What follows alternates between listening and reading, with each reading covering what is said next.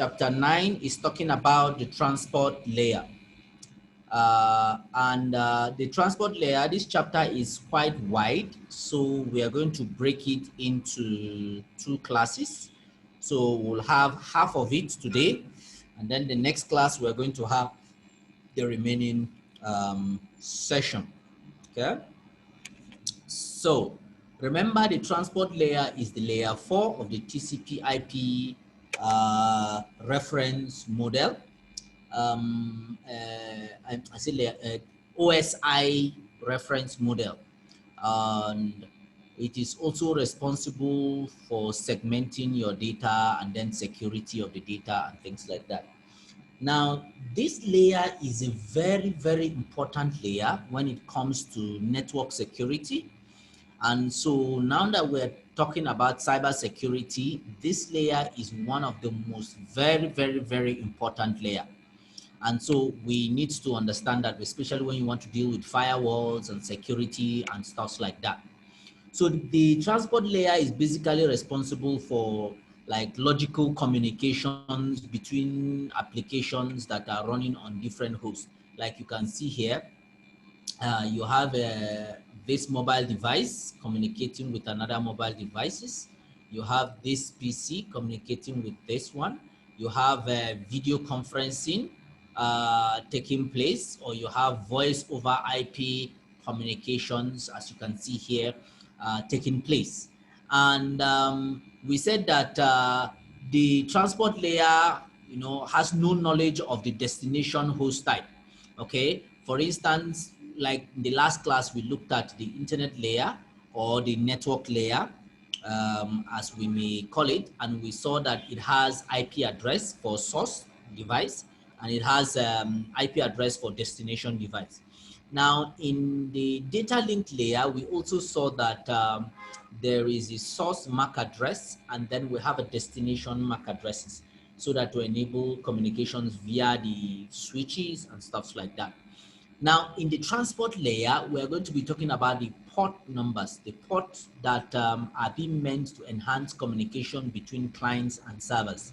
So you have a client, and then you have a server, probably a web server, and a client is trying to access that particular web server, and web server will operate at port 80, all right? So dealing with those ports, any applications that you have maybe installed on your device or your server, any applications, it comes with a particular port that is being run. So it is that port that you need to manage effectively to be able to gather what you need.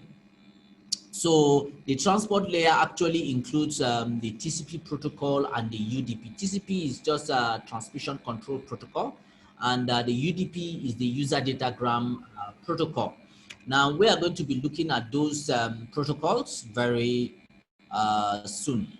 Now, what are some of the things that the transport layer does?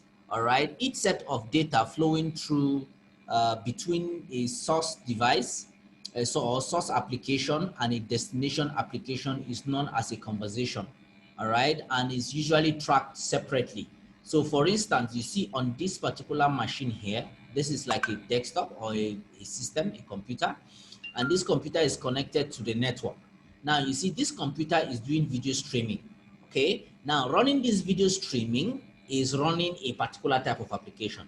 All right, is doing online video chatting, is doing another one, is browsing web pages, is browsing the internet, surfing the internet and stuff like that, is doing instant messaging, and then is sending email. Now all these activities are going on from one computer. So how does the computer actually separate each of these services, each of these protocols that are being running? How does the computer know, okay, I am dealing with video conferencing now, I am dealing with browsing, I am dealing with surfing or web chatting or emailing and stuff like that?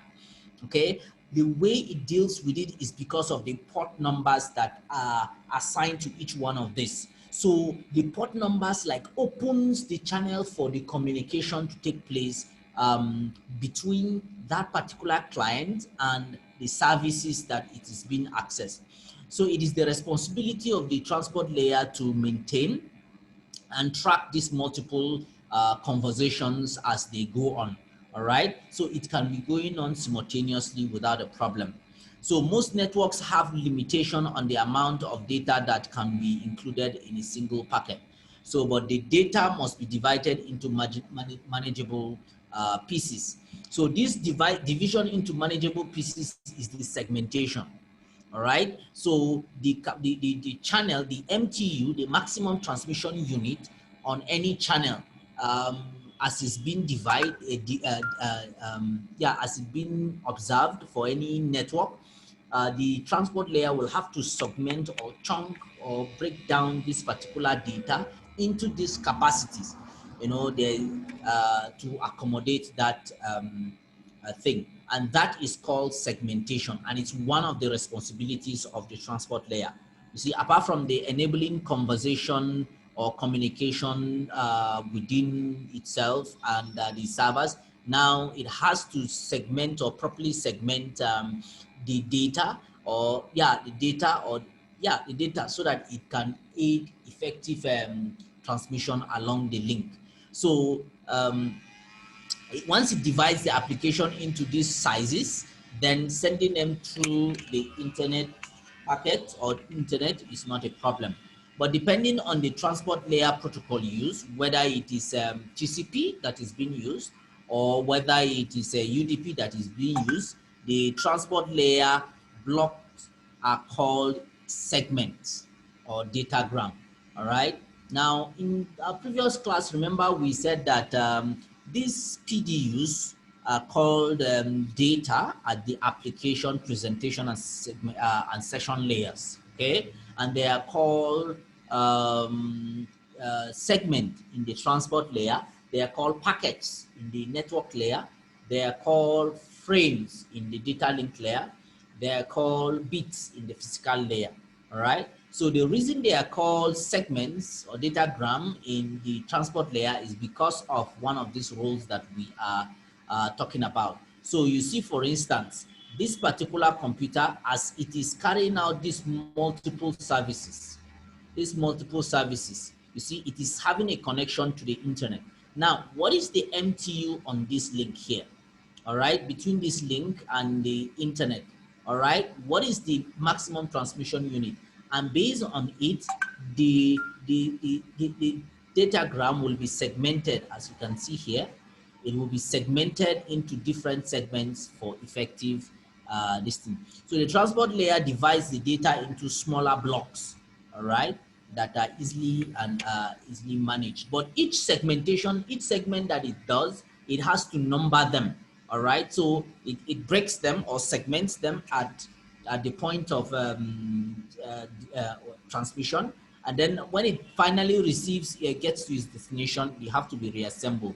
So each of those segments have a number. Now, the transport layer protocol also adds header information containing the binary data organized into several fields to each block of data. Remember the encapsulation process that we talked about. So the encapsulation process is the process of adding header information from the application layer down to the physical layer. So adding this particular header information, that is where these segments come in. So the value in these fields enable various transport layer protocols to perform different functions in managing data communication. So the header information is used by the receiving host to reassemble the blocks into a complete data stream for receiving application layer program. So this particular way helps in the receiving. So like you can see here, this is mail. In mail, you see it's represented in this square. Then instant messaging has its own different, it's in triangle.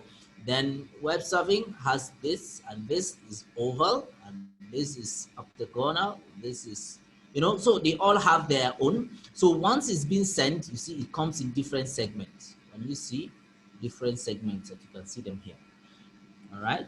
So it's the job of the transport layer. The transport layer also must be able to separate and manage the different multiple communications with the different transport requirement needs. Okay. For instance, internet chat has its requirement needs. HTML has its requirement need. Electronic mails have its own requirement need. Different applications have their requirement needs.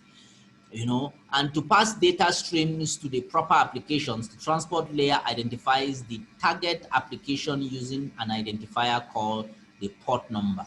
All right. So it's the port number that actually enables this communication. Like this HTML page is just trying to say people are browsing the internet, they are surfing the net, and they are using port 80. Port 80 is for web service. Is that not so? And then 1110 is for electronic mail, for when you want to use IMAP, all right, or POP. Now, generally for SMTP, we run on port 25. Okay, if you are doing different applications, let's say maybe FTP runs on port 21. All right, internet chat, when people are chatting over the internet, we are using port 531.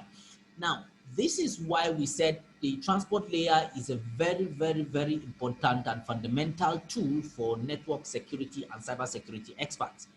Because if I come onto my network and I want to block users from doing internet chat, for instance, all I just need to do is block this port number, port 531, because I know that that's the port that internet chat is rolling through. Okay, if I want to block people from maybe doing browsing, I can just block port 80. All right, and that is done. Okay, so there are still other applications that maybe some hackers want to run. They will look for free ports and then they will begin to run it.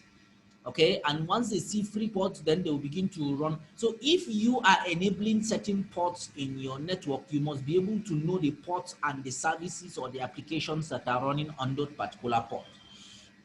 All right, so every application has its own port number to communicate. So sending some types of data across a network as one complete communication stream can consume all the valuable bandwidth.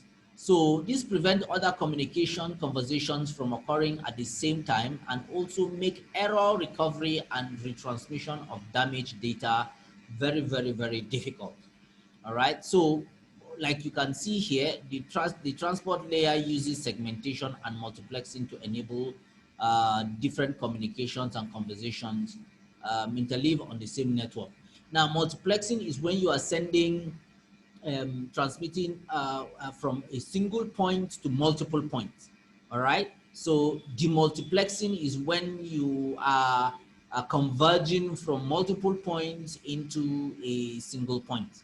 All right, so all these things you see here is a segmentation facilitates data transport by a lower network layer, and segmentation here allows conversation multiplexing.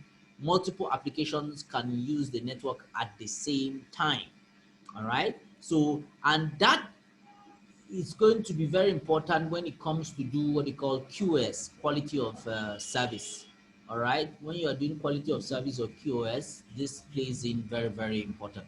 So error checking is another function of the transport layer.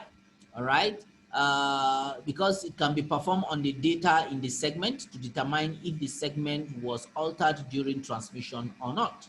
So because that particular segment, the size of the segment, the size of the header, the details of the segment and everything, they have to be inspected after even sent. When it gets to the receiver, he has to cross-check it, and if there's any alteration, then it's not going to receive it. It's going to either drop it or basically, well, I don't know, it's not going to receive it actually.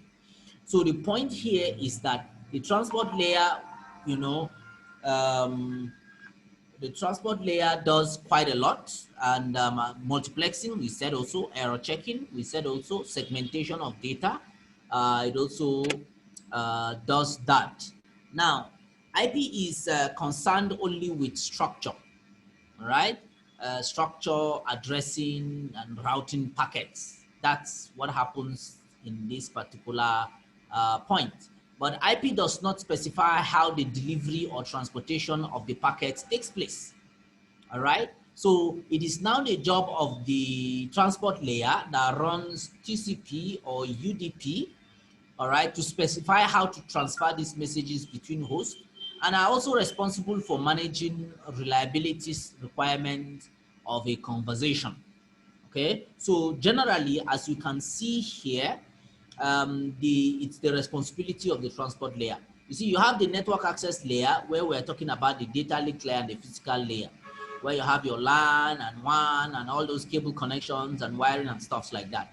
Then you have your internet layer or your network layer. Then in the transport layer, the TCP runs in certain kind of services like FTP, HTTP, and then SMTP, some part of DNS, and then the UDP runs also DNS, TFTP, DHCP, and stuff like that. So different applications have different transport reliability requirements. And so TCP IP provides two transport protocols like you see here, TCP and UDP. Now, what is the difference between the two? They're both very important. But TCP is considered a very reliable and full-featured transport layer protocol because it ensures that all the data arrives its destination. All right. So it ensures what? Data delivery. All right. TCP also includes fields which ensures the delivery of the application data, and these fields actually require additional processing uh, by sending and receiving hosts. All right, so TCP transport is analogous to sending packages and are tracked from source to destination, and that is how it ensures the reliability of your data delivery. All right, even though that is one of the reasons that we said it's very slow compared to UDP, right? So the TCP actually provides flow control, all right, using the basic operations like number track and data segments transmitted. So when the data is segmented, each of those segments are numbered and are ordered in a particular path as they are sent across the network, and also when they are about to be received. And each time those segments are being received, an acknowledgement is sent. All right, and an acknowledgement is sent. And but if there is a problem, maybe an acknowledgement is not received, then after a particular period, that particular segment will be retransmitted. All right, and then it also has what we call sequence data that might arrive maybe in the wrong order. All right, because as you have numbered them as they are going out of the channel, when they get to the destination, they are going to be rearranged so that you have one big data. Right, so the TCP is also it's a very important product. In fact, most applications run on TCP, a good number of them, all right, runs on TCP, even though basically that's why it's kind of slow, but it's very important in order to maintain the state of conversation, the track and the information. TCP must first establish a connection between the sender and the receiver, and that is what we call the connection-oriented network. Now, this guy here is trying to access the FTP here, all right? And for this transmission to take place, TCP has to ensure that the connection is set up before the transmission takes place. Another example is if you pick your phone and you are making a call, if you decide to dial your neighbor's number or your friend's number, the phone will be ringing. But as far as the phone is ringing, so far the person has not answered the call, you are not going to start talking. You're not going to just start talking. All right. You wait until the person answers the call. That means answering the call. That means that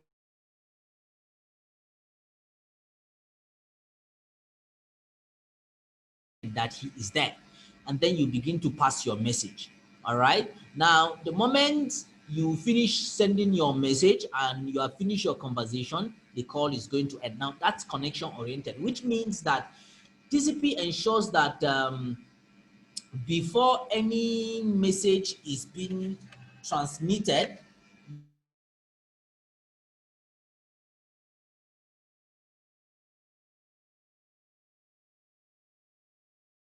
Now, UDP, on the other hand, is not connection oriented. So for instance, if I send an email, or I send an SMS, all right, the person must not be online before he can receive the SMS or the mail.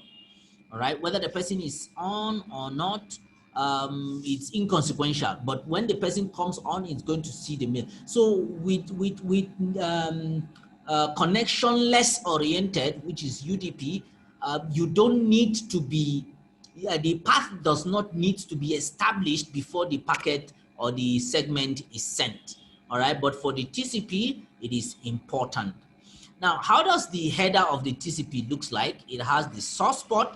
The source port is like the port of the sending device. The destination port, so it's like port of the server. This is like the client. This is like the server. Then the sequence number. Sequence number of what? The sequence number of the segment. Remember, once that segment is broken down, this is the segment, it will give it a number. Then an acknowledgement number. All right. So once it gets this particular acknowledgement number, the number it's going to use to verify that the segment has been received or not. Okay. Now, the stateful session begins with the session establishment and ends with the session termination. And the TCP segments at about 20 bytes of overhead when encapsulating the application layer data. And basically, as you can see from here, this is the 20 bytes. All right, so from here to here, the 20 bytes. So the application data, this is the application data that comes from the encapsulation process. Okay, the encapsulation process. So that is that. Now, explaining the header information, like the source port, we said it's a 16 bits field used to identify the source application port number. For instance, let's say my laptop, if I am accessing a particular application, my laptop dynamically generates a particular number as the source port. All right. Now the destination port is always static. All right. My laptop can be a dynamic source port, because depending on the application. So I can have, if I'm running like 10 different applications at the same time, it also means that I'm going to have like 10 source port numbers. Okay. But the destination port number is used to identify the destination or application port number, maybe your server and stuff like that. The sequence number is used for data reassembly. All right, data reassembly once it gets to the destination. Acknowledge number is used to indicate that the data has been received by the destination. All right, the header length is actually there to indicate the length of the TCP segment header. All right, and we have some 6 bits reserved for future use. Control bit actually includes the bit codes or flags, which indicates the purpose or the function of the TCP segment. All right, the window size field is used to indicate the number of bytes that can be accepted at one time. The checksum is used for checking errors, for error checking or stuff like that.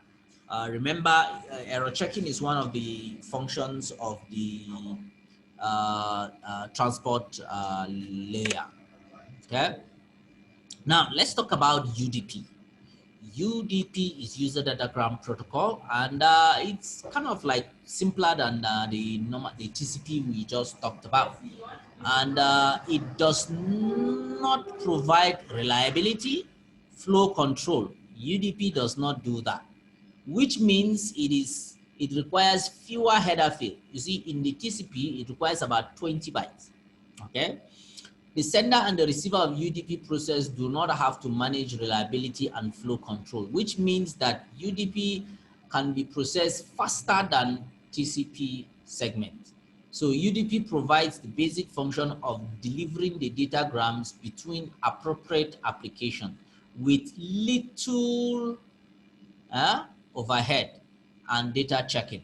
All right, but it does not provide acknowledgement and stuff like that. UDP is connectionless oriented. That means, like I said, the path does not need to be established before the data is being transmitted.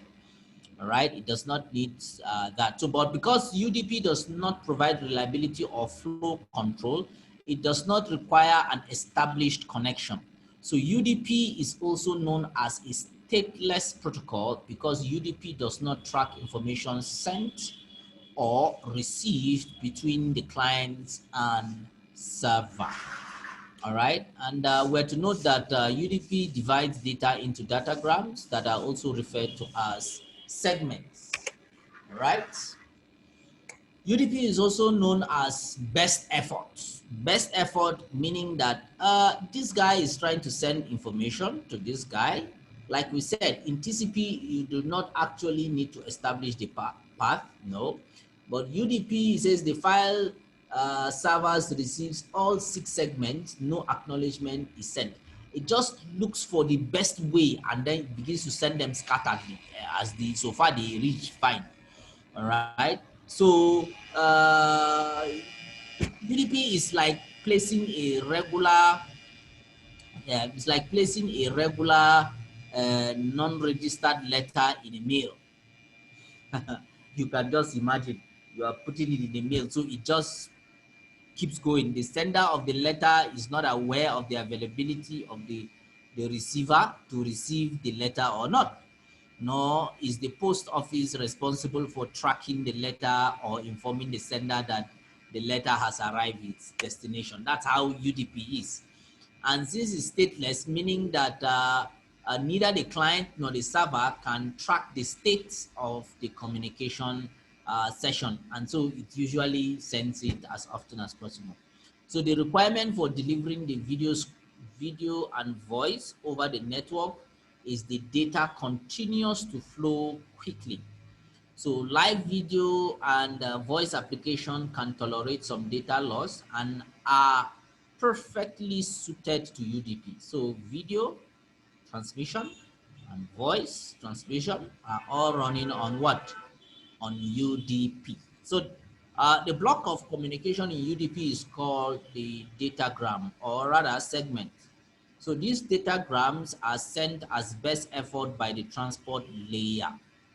So the UDP header is only has 4 fields, and it carries 8 bytes, as we can see here. And the 8 bytes just the source port, the destination port, the length, and the checksum. But TCP carries how many bytes? 20 bytes. Okay.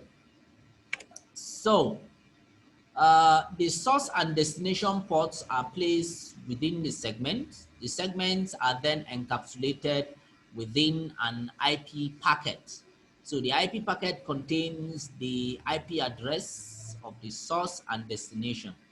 The combination of the source IP address and the source port number, or the destination IP address and the destination port number, is known as the socket. All right. So you see, we have a port number and IP address of the source. All right, the source IP and the source port, and then this is like a socket. All right, this is a socket, or destination IP and destination port. That's another socket. So sockets actually enable multiple processes running on a client to distinguish themselves from each other, the multiple connections to a server process to distinguish from each other. So the source port number acts as a return address for the requesting application. So the transport layer keeps track of this port and the application that initiated the request, so that when a response is returned, it can be forwarded to the correct application. Right? So that is about sockets. We're almost done. We will stop at sockets today. So as you can see in this figure, the PC is simultaneously requesting FTP. Look at it. This is the PC here. The source is requesting what? FTP. But look at it. This is the FTP client source. This is its what they call the source port number. How did he get this port number? He picked it dynamically. All right. There is a range of numbers that can be picked dynamically, and then but the destination is going to port 21, and this one is static. All right. Now look at it. The same PC it has now picked another dynamic number, port 1099. All right, and that particular port number is going to where? It's going to the internet, port 80, surfing the net. All right, so in the header, you will see that there is the 1305. Look at it, 1305. This is the socket now.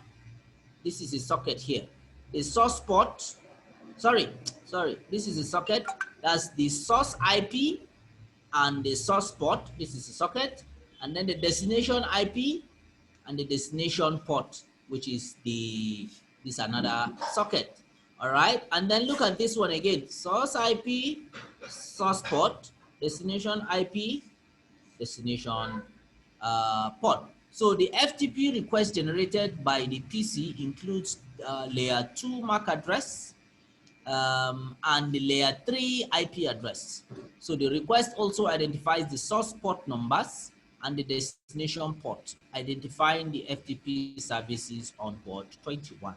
So the host also has requested a web page from the server using layer 2 and layer 3 addresses. Now, using the source port numbers like this, in this case, 1099, and the destination, which is port 80. Look at it, 1099 is going to port 80. That means trying to browse the internet, okay? While 1305 is going to port 21. That is trying to do FTP. The socket is used to identify the server and the service being requested by the client. Okay, now a client socket with 1099 requesting the socket port, the source port number, might have this like this. You see, this is like a socket. This is like a socket.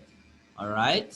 Now I'm going to show you an example of what I'm talking about. Just a minute. Let me launch into a particular router.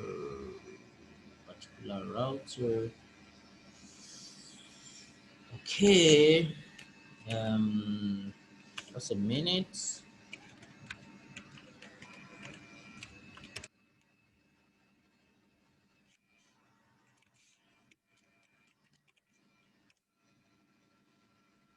Okay, where am I? Firewall connections. Okay.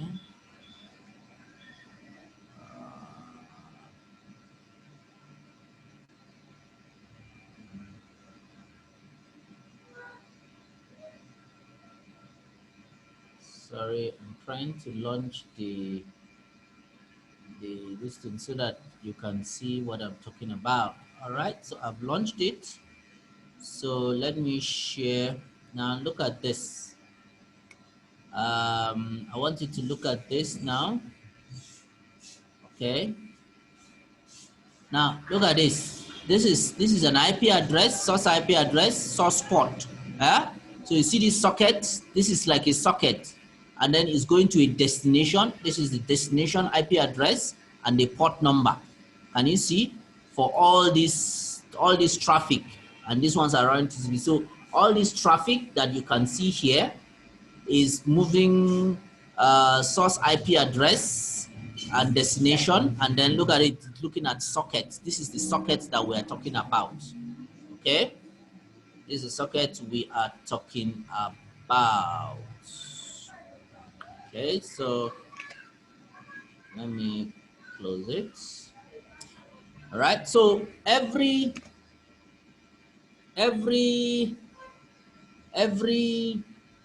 data or every traffic carries it together. Look at it. So it goes like this. This is socket. So they form a pair. All right. Together, these two sockets combine to form a socket pair. Look at it. A client socket with 1099 requesting for source port with has this. This is the IP address and the socket, the port number of the source. All right. And then it goes with that of the destination IP address and this. So this is a pair. All right. Okay, so this is where we'll stop for today. Tomorrow's class, I said tomorrow, next class, we are going to continue from here, and then where we are going to